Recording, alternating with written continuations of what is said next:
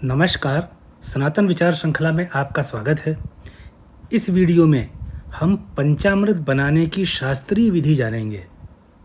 पंचामृत जो हम लोग पूजा पाठ में घरों में भी बनाते हैं और मंदिरों में भी मिलता है। यह पंचामृत प्रोबायोटिक का एक बहुत बड़ा सोर्स है। जो हमारे शरीर में अच्छे बैक्टीरिया होते हैं उनका बहुत बड़ा संग्रह पंचामृत है। इस वीडियो में हम साथ में यह भी जानेंगे कि पंचामृत को पीने के क्या क्या फ़ायदे होते हैं। उसके साथ यह भी जानेंगे कि शास्त्र जो है पंचामृत को बनाने की कौन सी विधि बताते हैं।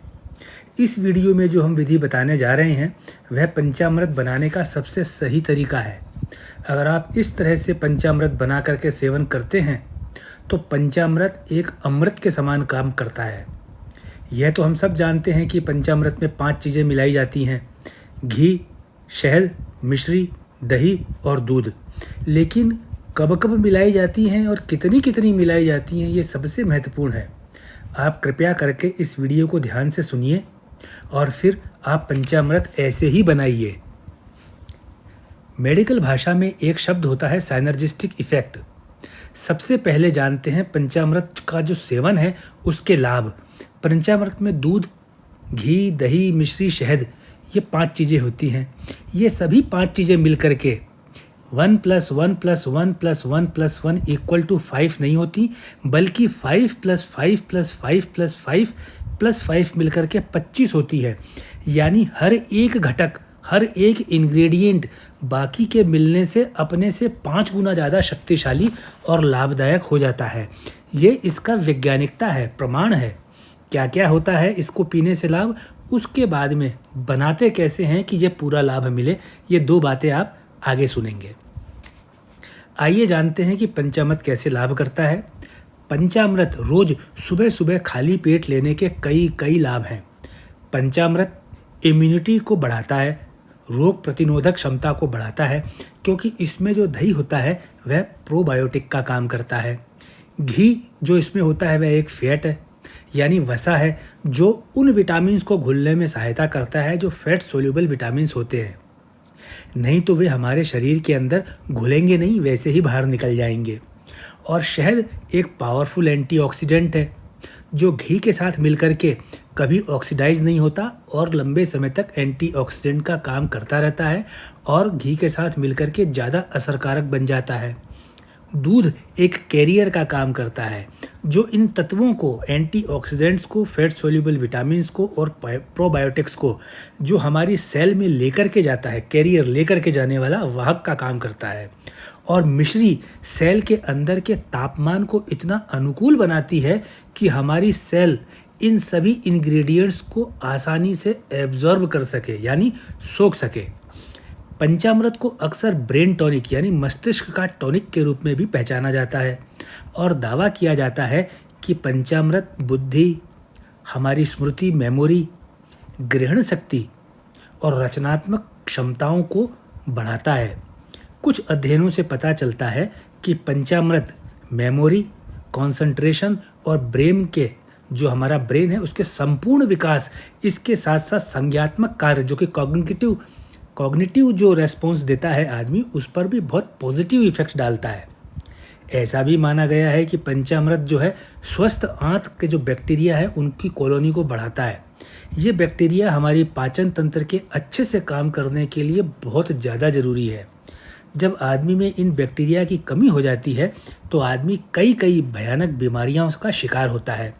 पंचामृत का सेवन उन सभी खतरनाक बीमारियों से बचाता है। पंचामृत में मौजूद सभी 5 तत्व गर्भवती महिलाओं के स्वास्थ्य और तंदुरुस्ती के साथ साथ पल रहे भ्रूण के विकास में भी बहुत लाभ करते हैं। अब जो पंचामृत बनाने की शास्त्रीय विधि है उसका नियम है 1, 2, 4, 8, 16 है।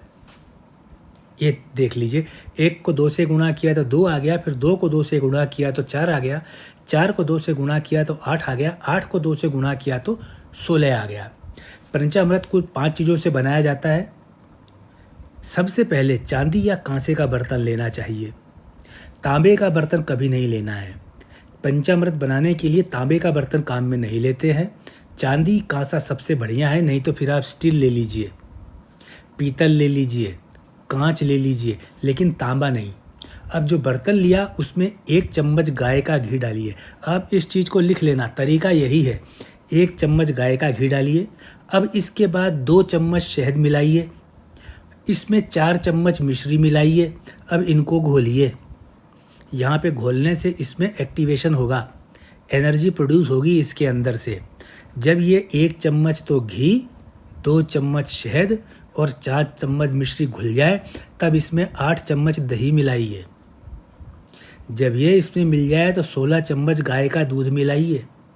अब ये अच्छी तरह से मिल गया तो ये पंचामृत तैयार हो गया।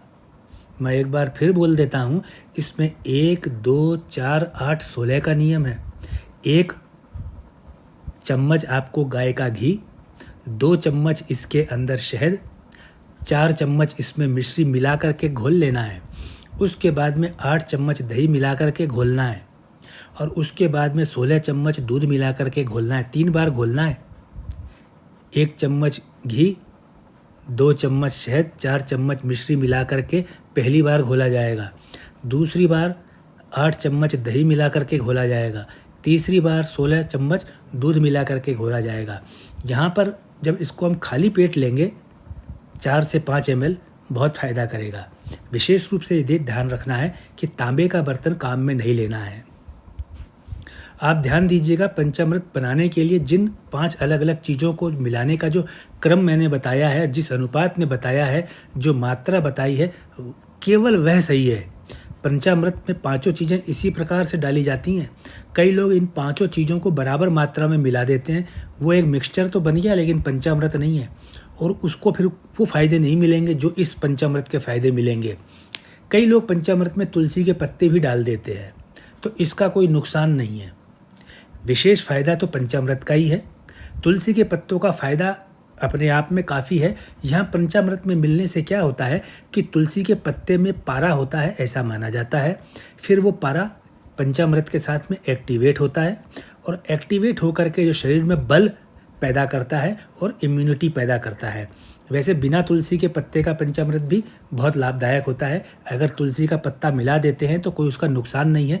कुछ प्रतिशत उसमें बढ़ोतरी होगी, लेकिन ऑलरेडी इसमें साइनर्जिस्टिक इफेक्ट आ चुका है। यहाँ पर जब आपने ये वीडियो सुना तो मैं आपको कहूँगा कि जो आपने यहाँ पर नियम देखा है 1, 2, 4, 8, 16 का, इसको फॉलो कीजिए। कुछ महीने इस पंचामृत को खाली पेट लेकर के देखिए, आपको जादू की तरह परिणाम दिखाई देगा। मैं यहाँ आपसे प्रार्थना भी करूँगा कि आप पंचामृत को बताई गई विधि से ही बनाइए जो यहाँ बताया गया है, और इससे आपके पूरे परिवार को बहुत अच्छा स्वास्थ्य लाभ होगा। दवाइयाँ जो हैं उसके विरोध में मैं नहीं हूँ, लेकिन अगर दवाइयों की आवश्यकता को टाला जा सके, कभी ज़रूरत ना पड़े, वह ज़्यादा अच्छा है। तो इस प्रकार से जो प्रोबायोटिक का जो मिक्सचर है, ये पंचामृत बहुत लाभकारी है और बहुत लाभ देता है।